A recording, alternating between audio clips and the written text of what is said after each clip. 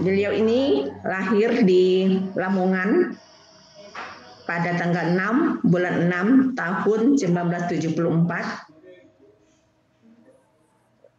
Kemudian ini nomor HP-nya juga ada. Di grup juga sudah ada. Kemudian jabatannya sebagai Kasih Kurikulum MI MTS Direktorat KSKK Madrasah Dirjen Pendis Kemenak RI. Berdinas juga sebagai dosen Unisya di Jakarta. Jenjang pendidikannya S1 BK Undar Jombang, S2 PPS UNJ Manajemen Pendidikan, S3 PPS UNJ Teknologi Pendidikan. Moto dalam hidupnya adalah hidup adalah ibadah. Memang sesuai dengan nama sebagai imam selalu di depan. Mungkin itu penjelasan kepada Bapak Imam, kami persilakan dengan secara hormat.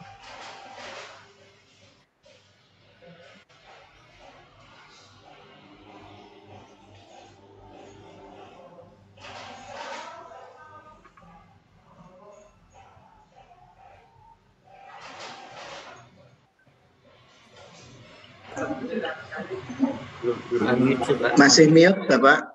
Masih mute Bapak? Sudah kadang semua mangkat ya. Baik. Assalamualaikum warahmatullahi wabarakatuh. Waalaikumsalam warahmatullahi wabarakatuh. Bismillah, alhamdulillah, wassalatu wassalamu ala rasulillah wa ala alihi wa sahbihi wa mawala ma'adah. Wala hawla wala quwwata illa billah. Yang sama-sama kita hormati Ibu Kasubdit Bina RA pada Direktorat GTK dan sahabat-sahabat semua dari GTK, KSKK, panitia, pengurus-pengurus FPMI, LEPI, dan semuanya para peserta yang luar biasa dan biasa di luar. Semoga apapun yang kita lakukan kali ini benar-benar berkah manfaat. Untuk itu, mari kita baca suratul Fatihah dulu mengawali sesi kali ini. Semoga kita semuanya tetap sehat walafiat dan apapun yang kita lakukan benar-benar berkah manfaat untuk kita semuanya. Khususnya mari kita fatihai semua peserta didik kita, peserta didik madrasah, khusus kepada semua peserta didik yang berkebutuhan khusus. Semoga tetap sabar, tabah, dan berkah manfaat. Ila diniyah wa ila hadratin Nabi Muhammadin sallallahu alaihi wasallam. Bismillah al-Fatihah. Bismillah. Ar-Rahmanir-Rahim Maliki Yaumiddin. Ghairil maghdubi 'alaihim waladdallin. Amin. Terima kasih moderator. Mohon maaf saya tidak awali dengan pantun karena belum persiapkan. Oke, Bapak Ibu sekalian, materi saya itu adalah terkait dengan bagaimana mengelola suasana dan suasini kelas. Kalau suasana itu di sana Bu ya, kalau di sini itu suasini. Termasuk pembelajarannya. Materi ini tentu sangat beririsan dengan apa yang disampaikan sebelumnya oleh Bapak Dr. Sujarwo. Dan irisannya itu tebal. Irisannya itu tebal, karena itu Bapak Ibu sekalian, mungkin saya hanya memberi penekanan-penekanan tertentu yang justru yang banyak nanti kita diskusi dan dialog, tanya jawab. Kami berharap kami para pengurus MPI, kemudian para pejabat atau sahabat-sahabat yang dari Direktorat KSKK maupun madrasah itu bisa menyerap informasi dari apa yang Bapak Ibu rasakan ketika mengelola di kelas mengelola pembelajaran, mengelola kelas, menghadapi anak-anak yang luar biasa itu gimana perasaannya mengelola pembelajarannya. Itu mohon nanti diungkapkan biar kami punya input itu, dan dalam hal ada beberapa masalah nanti yang diungkapkan, semoga kami bisa memberikan solusi-solusi. Tentu saya di sini nanti tidak sendirian. Saya didampingi oleh orang-orang hebat pengurus PPI, ada Pak Supriyono yang biasa dipanggil Lekri. Beliau ini adalah tenaga ahli di SNP untuk menangani pendidikan khusus. Kemudian ada Bu Maskana, pengawas yang luar biasa, penguasaan dan giatnya, serta ada apalagi Bu Lail Malang, ada semuanya, dan beliau-beliau nanti yang insya Allah akan turut bersama saya untuk merespon apa yang Bapak Ibu sampaikan agar betul-betul efektif. Sehingga mungkin saya cukup 15-20 menit untuk memberikan penekanan yang disampaikan materi sebelumnya.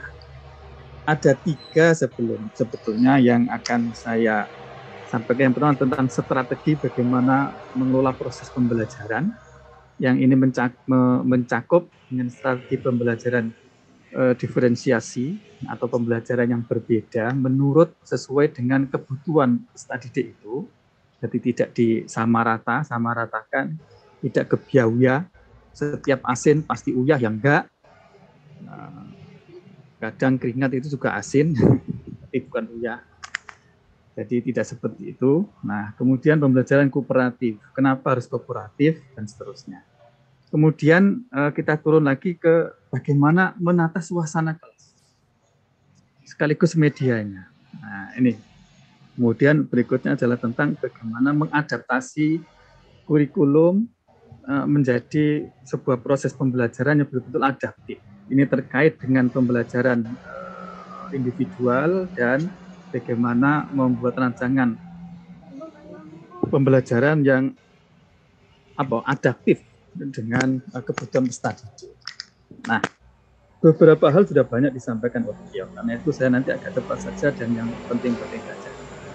Nah, Bapak Ibu sekalian, di dalam presentasi saya ini ada 3 nanti. Yang pertama penyampaian materi, kemudian refleksi, dan RTL. RTL nanti akan menjadi tugas Bapak Ibu di kondisi luring 2 pekan ya, 2 pekan itu Bapak Ibu akan fokus untuk mengerjakan RTL ini. Nah, sebagaimana tadi juga Pak Jarwo juga memberikan tugas, saya juga nanti di situ. Nah, kemudian ada refleksi. Refleksi sebetulnya adalah untuk merefleksi diri. Nah, setelah Bapak Ibu mengikuti di hari ini, kira-kira apa yang sudah dipahami? Adakah kesulitan-kesulitan dan bagaimana materi-materi yang Bapak Ibu serap itu bisa bermanfaat dan bisa dirasakan, dipastikan itu akan bermanfaat dalam proses pembelajaran yang Bapak Ibu lakukan. Nah, ini bagaimana? Nah, itu nanti ada beberapa pertanyaan refleksi di akhir yang perlu Bapak Ibu betul-betul bertanya kepada diri sendiri untuk merasakan itu semuanya. Nah, dalam hal nanti pertanyaan-pertanyaan itu ternyata tidak semua memuaskan setelah di muhasabah atau setelah direfleksi diri, ternyata kok maka segeralah untuk minta bantuan atau berkolaborasi dengan para pendamping yang sudah disediakan oleh kementerian. Nah, itulah kira-kira alur dari apa yang kita lakukan. Tentu penyampaian materi ini berupa highlight aja. Kita pastikan 2 ini nanti yang Bapak Ibu perlu dikuasai. Pertama adalah memahami dan memiliki keterampilan terkait dengan bagaimana strategi pembelajaran yang melalui pendekatan pembelajaran diferensiasi atau disebut dengan diferensiasi instruksional. Kemudian memahami dan memiliki keterampilan terkait dengan strategi pembelajaran melalui pendekatan pembelajaran yang kooperatif. Nah, kenapa kita dalam madrasah inklusi itu mesti betul-betul memperhatikan implementasi pembelajaran diferensial. Kira-kira ini Bapak Ibu sekalian ya, ini konsepnya. Nah ini di awal dulu sudah pernah disampaikan. Tentu kita tidak menginginkan perlakuan kita kepada peserta didik kita itu disamaratakan semuanya, sebagaimana ditunjukkan di dalam huruf A. Semuanya sama. Nah, kemudian juga tidak menginginkan juga perlakuan kita, intervensi kita kepada peserta didik kita itu perlakuan yang tidak sama tapi mengandung unsur tidak adil, gitu. Tidak adil. Sehingga terjadi yang pinter semakin pinter, yang biasa ya tetap biasa-biasa saja, dan yang nggak pinter akan semakin tertinggal. Dan kayaknya ini masih banyak sekali kita rasakan di madrasah kita, di para guru kita itu lebih suka menangani kepada anak-anak yang pinter. Justru dia lebih difasilitasi sehingga melesat jauh, sementara anak-anak yang terkesan atau dikesankan atau dipersepsikan sebagai anak yang nakal, yang kurang cerdas, itu tidak begitu mendapatkan layanan. Ini yang masih kita saksikan. Nah, yang ideal itu adalah yang B ini. B inilah yang pembelajaran dengan layanan inklusif. Jadi perlakuan kita, intervensi kita kepada peserta didik itu disesuaikan dengan kebutuhan anak. Nah, ini paling prinsip, dan itu yang paling tahu itu adalah guru itu sendiri. Guru mesti harus punya pemahaman yang penuh terhadap karakteristik peserta didiknya, baik karakteristik dari aspek fisik, mungkin ada yang punya kekurangan atau punya hambatan berupa penglihatan, pendengar dan seterusnya, atau aspek mental, mungkin ada yang terlalu pemalu, ada yang terlalu over dan seterusnya, ada yang sebagainya, atau psikologis atau apalagi dari aspek potensi religiusitas atau akhlak misalnya, itu harus betul-betul dipahami betul kondisinya peserta didik itu, kemudian memberikan perlakuan sesuai dengan kebutuhan. Itulah prinsip dari inklusi itu. Nah, karena itu didefinisikan bahwa pengajaran diferensiasi itu merupakan pembelajaran responsif. Responsif artinya merespon terhadap situasi, kondisi, dan toleransi yang dihadapi. Ketika situasinya A, ya disikapi dengan A, dan B ya disikapi dengan B, dan seterusnya. Nah, perlakuan yang berbeda tadi itu atau diferensiasi itu setidaknya mencakup 4 hal. Ini tadi sudah sangat jelas disampaikan oleh Pak Jarwo ya. Nah, dalam rangka untuk mengidentifikasi kepada peserta didik kita, memahami kebutuhan anak, kayaknya kita mau nggak mau, suka nggak suka, mesti harus menggunakan instrumen profil belajar siswa yang minggu yang lalu atau 2 minggu yang lalu ini sudah kita pelajari, kita dalami bagaimana cara mengenali kebutuhan siswa itu sudah, dan melalui instrumen itulah kita diharapkan bisa untuk mendeteksi kebutuhan masing-masing peserta didik itu. Karena itu menjadi sangat penting, karena berawal dari identifikasi terhadap kebutuhan peserta didik itu, kita bisa menentukan perlakuan intervensi apa yang paling tepat di dalam proses pembelajaran pada peserta didik. Oke. Tentu Bapak Ibu, poin-poin ini nanti sudah saya share ke panitia dan bisa dipelajari secara mandiri untuk didalami. Berikutnya adalah tentang kooperatif. Kenapa kooperatif ini menjadi perlu di dalam pembelajaran yang inklusif? Karena hanya dengan kooperatif lah, tapi mungkin terlalu ekstrim ya kalau hanya itu ya. Mungkin yang paling pas untuk memfasilitasi peserta didik kita agar peserta didik itu benar-benar ikut terlibat, keterlibatannya itu besar dalam pembelajaran, maka kooperatif ini pembelajaran yang paling pas. Sekalipun ada rumus bahwa tidak ada metode pembelajaran, strategi pembelajaran, pendekatan pembelajaran yang paling pas, yang paling baik untuk semua situasi dan kondisi. Itu tidak ada. Nah, metode, pendekatan, strategi pembelajaran, karena tidak ada yang paling pas untuk semua situasi kondisi, maka kita mesti menguasai banyak metode untuk bisa disesuaikan pada kondisi peserta didik kita. Nah, kooperatif ini itu diduga secara kuat dengan kooperatif ini bisa memfasilitasi semua potensi peserta didik itu dengan baik. Karena dengan kooperatif inilah peserta didik itu kepercayaannya akan tumbuh, rasa aman, dia merasa lebih diperhatikan, merasa lebih diberi kesempatan, sehingga hasil pembentukan karakter itu lebih terasa di sini. Jadi begini Bapak Ibu sekalian,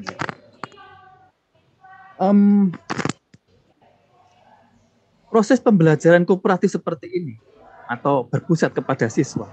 Kooperatif termasuk belajar berpusat kepada siswa ya, karena mengaktifkan siswa, peran siswa ditumbuhkan sebesar-besarnya. Itu memang tidak efektif pada jangka waktu yang pendek, tapi akan sangat efektif pada masa yang jangka panjang. Artinya begini, untuk melakukan pembelajaran kooperatif ya, dengan diskusi, dengan saling bertukar pengalaman, dengan itu ribet sekali. Kadang membuat kelompok saja waktunya habis 4 jam. Belum ada anak yang nggak bisa berkomunikasi, diam saja dalam kelompok. Ya udahlah, nggak efektif. Tapi Bapak Ibu sekalian, pembelajarannya sekalipun itu tidak efektif, susah, ribet, lama, anak juga kadang 1 jam dapat ilmu apa. Itu nggak efektif seperti itu. Tapi dengan melalui pengalaman itulah nanti karakter anak itu terbentuk. Karakter kerjasamanya, misalnya kolaboratif. Karakter keberanian untuk menyampaikan pendapat. Karakter untuk menghargai pendapat orang lain. Karakter untuk toleransi, mengakui kebenaran orang lain, dan seterusnya. Itu akan terbentuk dengan sendirinya. Kita mesti telatih. Dan karakter-karakter itulah yang justru nanti itu akan sangat bermanfaat ketika dia hidup di usia usia tua atau usia dalam kehidupan yang sesungguhnya. Karakter itu yang justru penting. Jadi bukan penguasaan materi. Nah, karena itu sekali lagi pembelajaran yang mementingkan kepada aktivitas murid peserta didik itu memang tidak efektif untuk meningkatkan pemahaman terhadap materi, lama sekali, tapi justru disitulah pembentukan akhlak, karakter, tujuan pendidikan yang sesungguhnya itu ada di sini. Karena itu kita mesti sabar, kita butuh kesabaran dan ketelatenan, butuh sate. Guru-guru kita mesti punya sate. Sate itu semangat, S-nya itu semangat, A-nya itu akas, semangat dengan akas. T-nya itu telaten, E-nya itu entengan. Semangat, akas, telaten, dan enteng. Sorry, ini bahasa Jawa ya. Semangat. Kalau akas itu apa Pak P? Apa Le? Akas itu rajin. Rajin. Semangat, rajin. Telaten, kalau telaten ya telaten ya. Entengan, kalau entengan apa? Boleh. Entengan itu gampangan, gampang mudah membantu. bekerja. Apa gimana? Iya, mudah membantu orang lain. Ringan tangan. Ringan tangan, ringan tangan. Mesti seperti itu. Jadi justru pengelolaan pembelajaran yang mementingkan kepada proses aktivitas murid, termasuk kooperatif, itu guru semakin sibuk untuk mengatur kondisi anak. Tapi kan kebalik sekarang ini ya, keterampilan guru-guru kita kebalik. Dengan pembelajaran berpusat kepada siswa, siswanya suruh aktif, gurunya nongkrong di bangku, di mejanya. Betul nggak? Coba pengakuan. Kira-kira gimana? Bu Lail mungkin bisa komentar. Pakai Zoom ini apa, Pak? Jadi ini, yang penting atasan, bawahannya nggak penting. Oke, Bapak Ibu sekalian, lanjut. Kemudian berikutnya tentang penataan kelas. Ini mesti kita kuasai, nanti baca sendiri. Nah, kenapa penataan kelas ini menjadi penting? Kalau boleh berteori, kira-kira teorinya seperti ini, Bapak Ibu sekalian.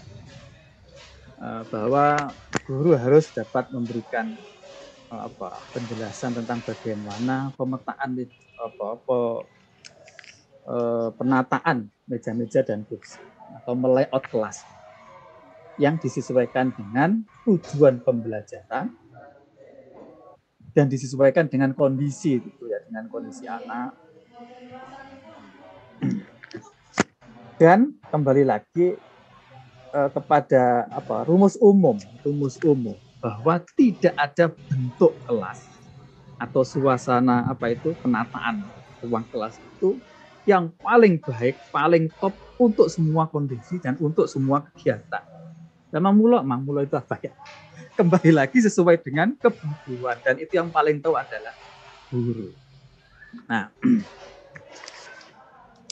yang harus dipertimbangkan di dalam penataan kelas itu adalah bagaimana mengatur tempat duduk, suasana kelas itu yang memenuhi, pertama adalah memudahkan untuk partisipasi bagi peserta didik. Partisipasi.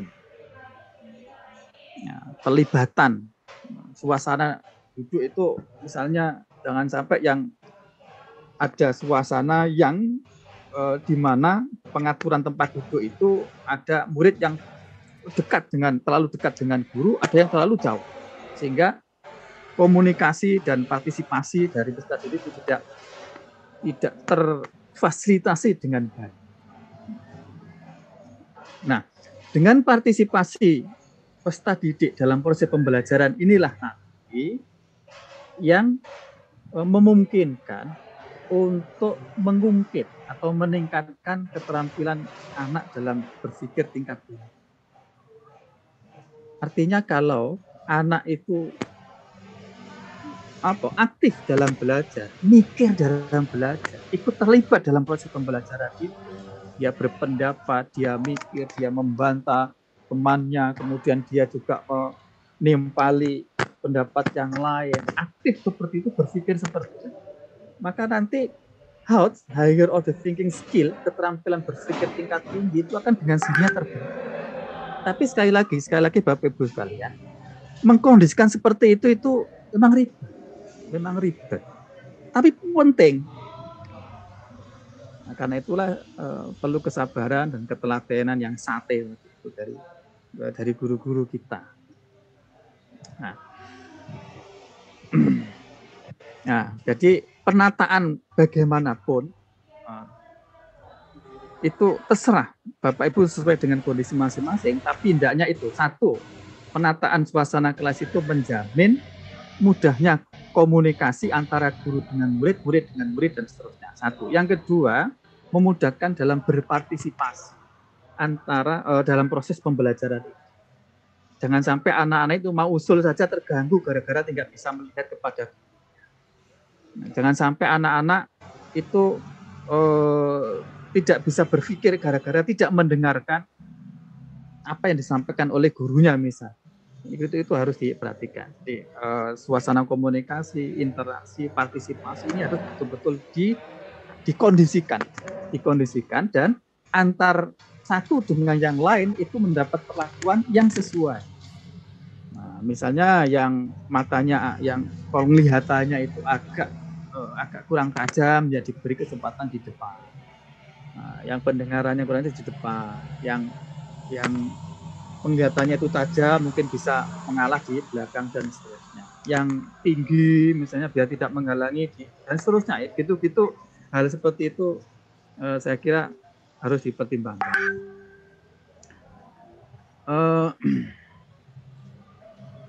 Itu tinggal 5 menit, Pak Imam. Oh, 5 menit ya boleh. Iya. Ini yang paling penting, 4 hal ini tadi.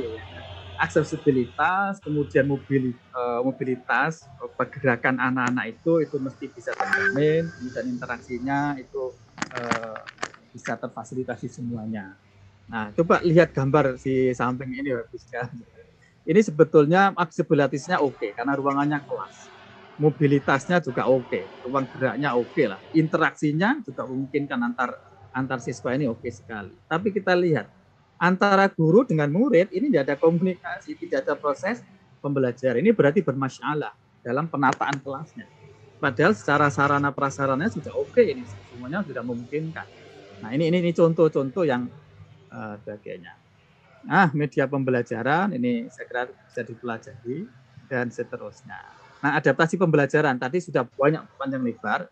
Itu garis besarnya ada 2. Dalam hal siswa atau peserta didik kita itu tidak bisa mengikuti secara penuh atau jauh sekali untuk bisa mengikuti proses pembelajaran yang normal, maka perlu pendekatan khusus dan itu disebut dengan program pembelajaran individual. Nah, tapi sekiranya hambatan dari peserta didik kita itu tidak terlalu jauh, masih bisa mengikuti program yang normal, yaitu cukup dilayani dengan pembelajaran yang adaptif yang disesuaikan saja dengan kondisinya tadi. Tapi kalau memang nggak bisa sama sekali, yaitu perlu ada PPI. Itu. Dan lain sebagainya, Bapak Ibu sekalian. Ini nanti ada beberapa contoh, kemudian yang paling akhir ini beberapa minggu lalu sudah saya sampaikan, tapi secara khusus saya ingin mendapatkan perhatian khusus dari Bapak Ibu semuanya untuk betul-betul ini nanti dipahami betul 9 poin cara pandang warga madrasah kita semuanya terhadap peserta didik kita. Kenapa? Karena dengan cara pandang seperti inilah itu kita menjadi berbeda dengan yang bukan madrasah. Tapi yang paling penting adalah bahwa dengan cara pandang seperti inilah, hanya dengan cara pandang seperti inilah, itu apapun yang kita lakukan kepada peserta didik kita, itu akan nyambung dari hati ke hati, kemudian kita bisa ikhlas, dan ikhlas itu akan berdampak nanti ke latihan. Ini yang penting. Dan ini semuanya lah yang akan menenagai kita, mensupport kita dalam kita beraktivitas. Kalau kita mengandalkan di madrasah ya, sarana prasaranya lengkap, kemudian pendanaan lengkap, kiamat kurang 2 hari pun itu kayaknya susah. Tapi kita punya 9 nilai cara pandang kepada peserta didik ABK, inilah yang menenagai kita semuanya. Sehingga kita tetap bisa eksis, semangatnya menjadi luar biasa, tetap sabar, bertahan. Ini yang mesti kita camkan betul, kita masukkan betul di dalam benak kita semuanya.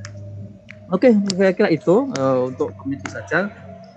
Berikutnya kita tanya jawab. Untuk refleksi nanti dijawab sendiri, ada 3. Kemudian tugas dapat disampaikan ntar atau sekarang, Bapak Ibu? Moderator? Ini ada pertanyaan dulu, Pak. Oke, monggo. Pertanyaannya begini.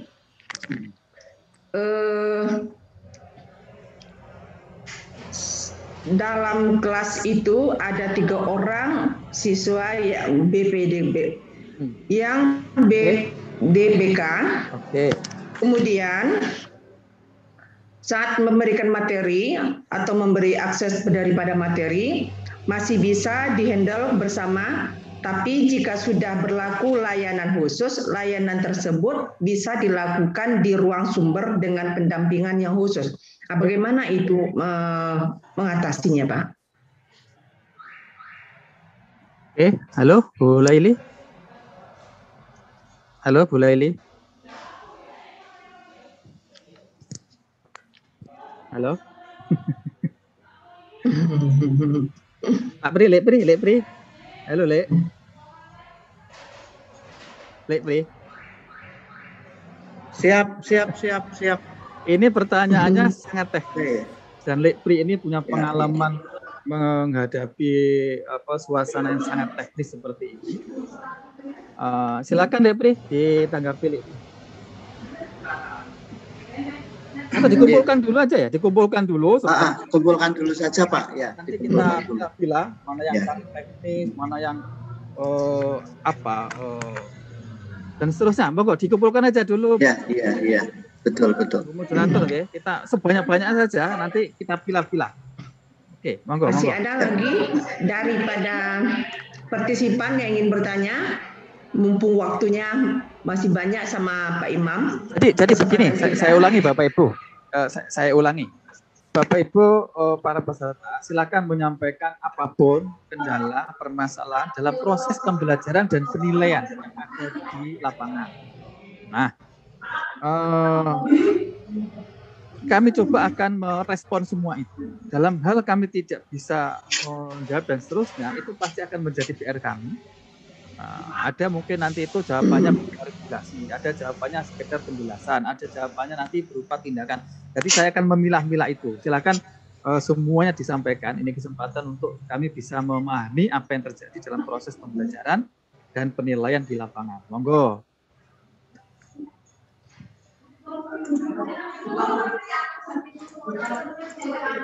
Mungkin tentang kurikulumnya, mungkin tentang materinya, mungkin tentang apa sarana.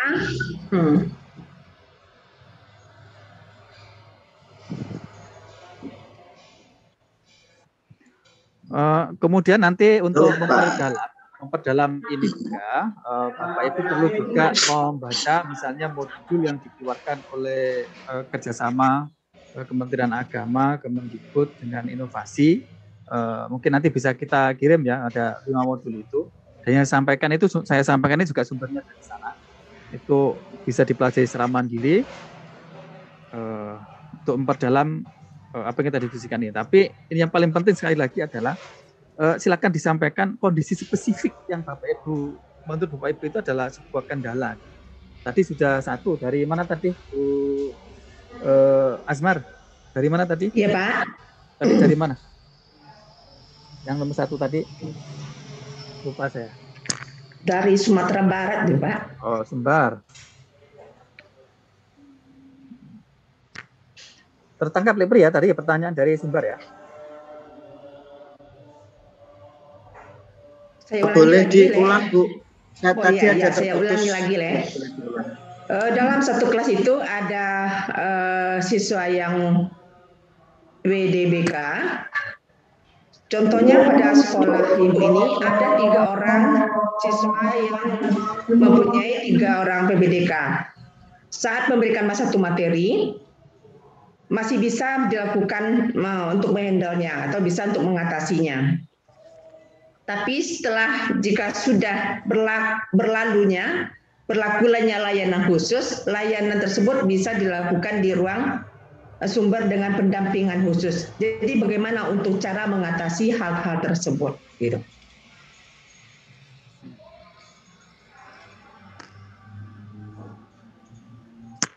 Oke.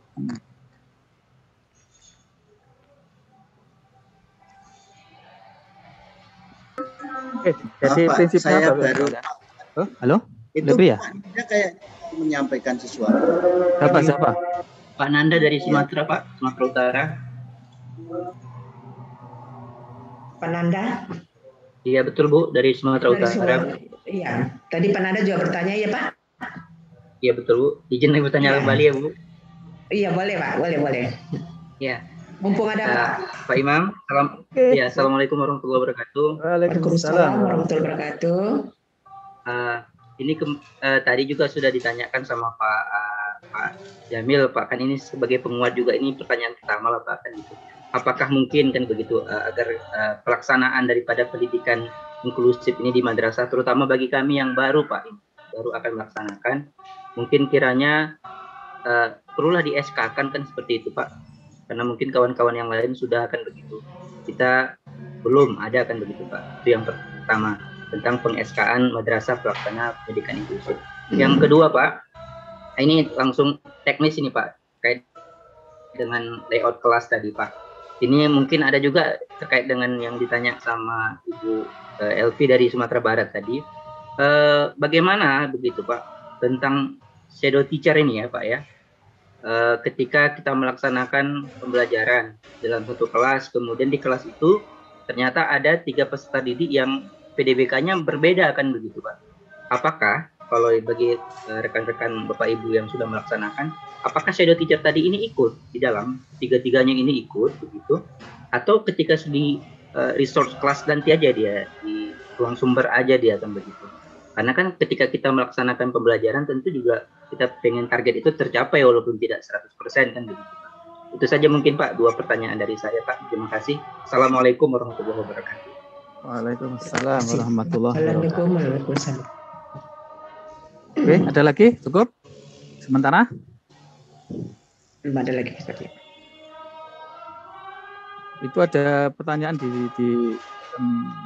chat itu dari Bu Rita itu tentang kurikulum RA.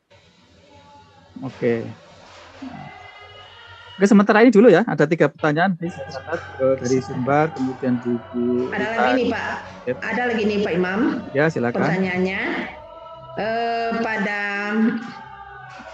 untuk siswa PDBK secara administratif rata penilaiannya apakah dimasukkan atau dipisahkan gitu? Oke, penilaian ya. Iya, penilaian. Oh, tapi tadi ratanya. sebetulnya sudah dijelaskan tadi itu sama Bapak Sujarwo. Rata-rata kelas ya. Baik. Baik, mungkin sementara kita jawab dulu ya, Bu moderator ya. Pertama Bu dari Sumbar, kemudian dari Pak Nanda, dari yang terakhir tentang penilaian. Elvi Susanti tadi itu Pak. Dari? Elvi Susanti dari Sumatera Barat. Oh ya, dari Bu Evi tadi.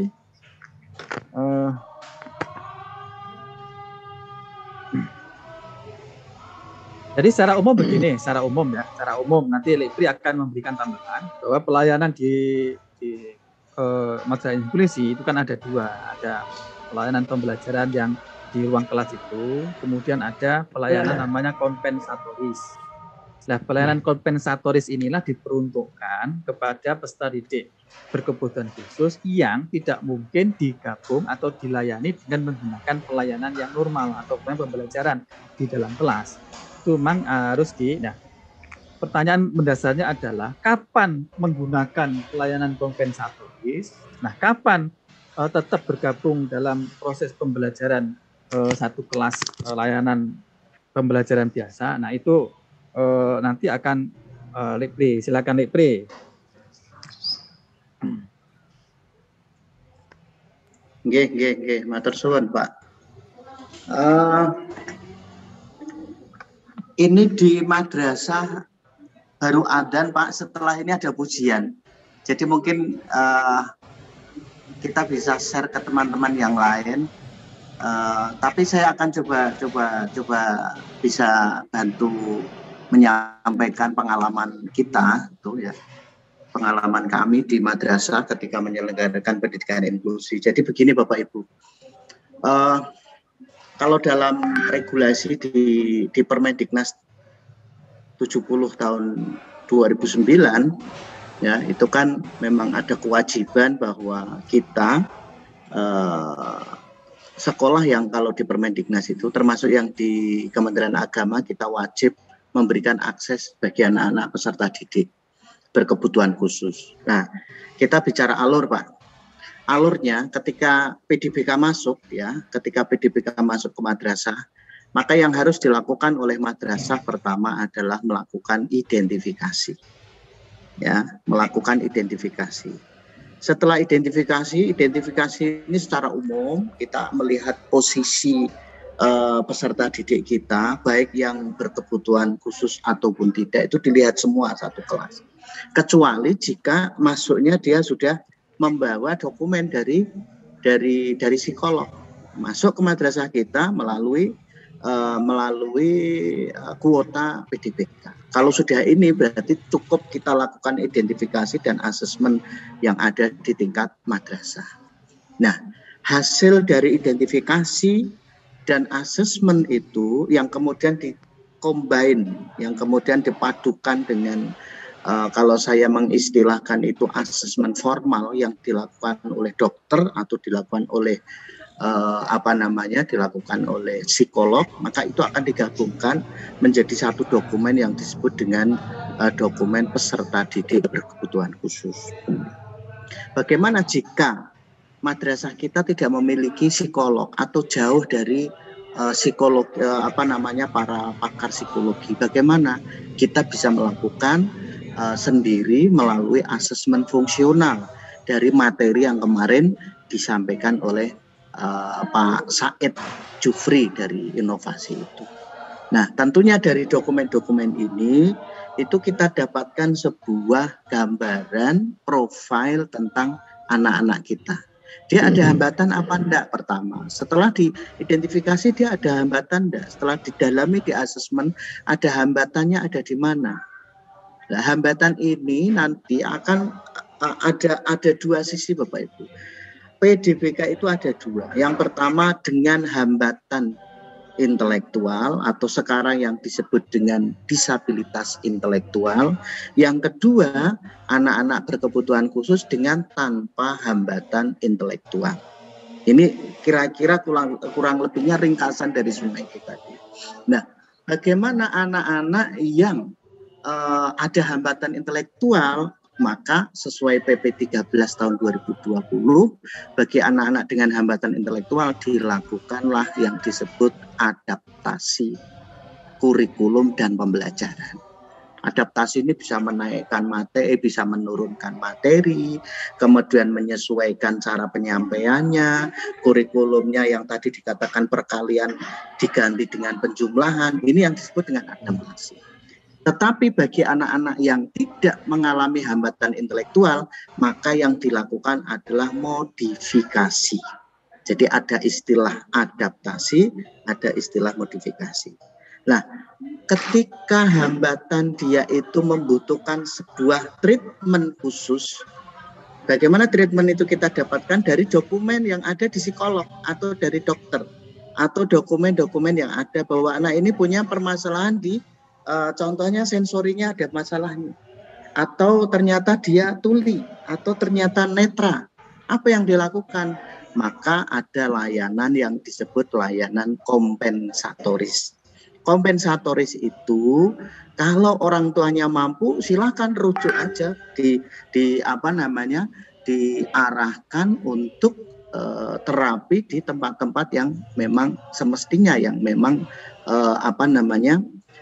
mampu untuk melakukan itu. Tetapi bagaimana jika kita ada di pedesaan, kayak dulu di tempat saya di pedesaan, ya, jika kita tidak dapatkan para ahli terapis, kita tidak ada sarjana yang menangani masalah terapi itu, maka kita bisa belajar, bisa bantu, kita melakukan peningkatan pelatihan bagaimana melakukan layanan kompensatoris pada anak-anak didik berkebutuhan khusus yang ada di madrasah kita. Itu bisa dilakukan di ruang sumber namanya, atau ruang sumber belajar. Jadi kalau tempat kami dulu Bapak Ibu, karena tempat kami sistemnya pull out ya, pull out sistem itu, jadi kita menggunakan partial inklusi. Pull out-nya bagaimana? Pada jam tertentu anak itu akan dimasukkan ke dalam ruang sumber. Dan di situ ada beberapa orang guru pembimbing khusus. Jadi ketika ada pertanyaan apa yang terlibat guru pembimbing khusus atau shadow teacher, ya kadangkala dia menjadi GPK, kadangkala dia kalau hanya masuk ke dalam kelas dia menjadi shadow. Ya tentunya ini menjadi perdebatan Bapak Ibu, karena banyak teori yang berbicara tentang ini. Jadi apakah anak-anak perlu dimasukkan ke dalam ruang sumber? Apakah bukan berarti itu justru malah mengeksklusifkan mereka?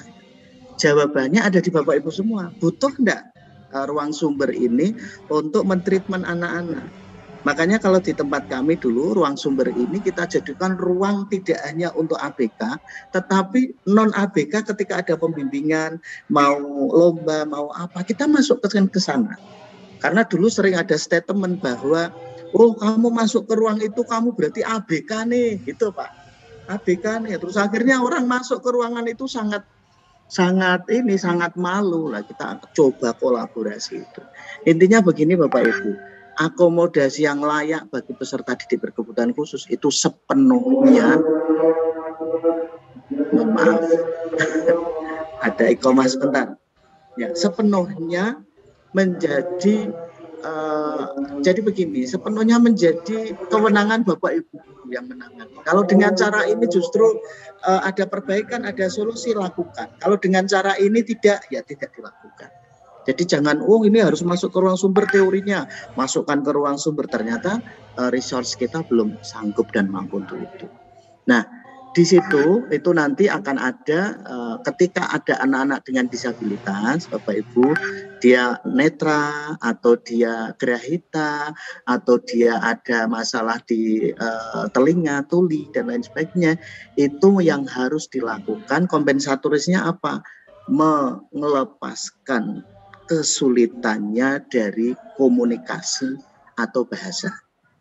Dan begitu. Jadi bagaimana netra bisa belajar, ya tentunya kita perlu mengakomodasi yang layak bagi kebutuhan dia, bagaimana dia bisa berkomunikasi, bisa melalui braille, bisa melalui HP. Itu sekarang banyak aplikasi yang bisa membantu mereka untuk menerjemahkan tulisan menjadi kata-kata. Nah, ini nanti Pak Firman barangkali bisa memberikan semacam testimoni bagaimana anak-anak netra ini bisa belajar. Bagaimana dengan tunagrahita, anak-anak yang IQ-nya jauh di bawah rata-rata. Maka di situ ada sebuah treatment layanan, yaitu treatment bina diri. Bagaimana dia pakai celana sendiri, bagaimana bisa ngancingkan baju. Ini hal-hal yang dibutuhkan. Nah, terkait dengan kelas dan terkait dengan pembagian di ruang sumber, itu sepenuhnya diserahkan kepada kondisi anak. Jadi tidak mesti setiap anak setiap hari ada di ruang sumber, tidak. Itu bisa jadi dia tidak membutuhkan ruang sumber. Ketika tidak membutuhkan ruang sumber, maka dia sepenuhnya berada di kelas. Termasuk kurikulumnya, termasuk pembelajarannya, termasuk penilaian. Itu mungkin secara umum dulu bisa saya sampaikan seperti itu. Kemudian untuk SKMPPI penilaiannya mungkin Mbak Sapri, penilaian aja. Penilaian. Okay. Untuk penilaiannya maka sama Pak. Penilaiannya dilakukan secara akomodatif. Bagaimana mengakomodasi penilaian ini, ya? Itu tadi Pak Sujarwanto sempat memberikan kisi-kisi pada kita, apa hambatan anak. Kalau hambatan, jadi ini debatable juga anak-anak dengan menentukan disabilitas intelektual itu. Kalau memang dia disabilitas intelektual, maka perlu dilakukan akomodasi, perlu dilakukan adaptasi. Adaptasinya ada di mana?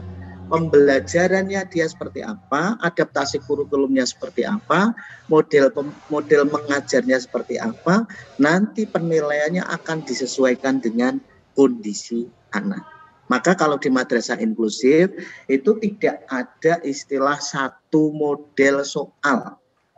Dikatakan kalau di tempat kelas kita ada satu anak dengan tunagrahita, ya pasti soalnya akan berbeda dengan anak-anak pada umumnya.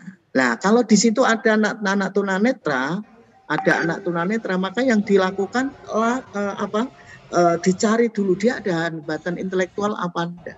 Kalau dia tidak ada hambatan intelektual, maka soalnya persis.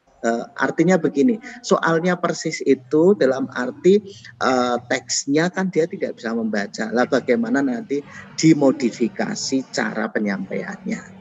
Bisa melalui HP yang ada suaranya tadi, bisa melalui braille. Yang penting bagaimana anak kita bisa membaca soal-soal yang ada.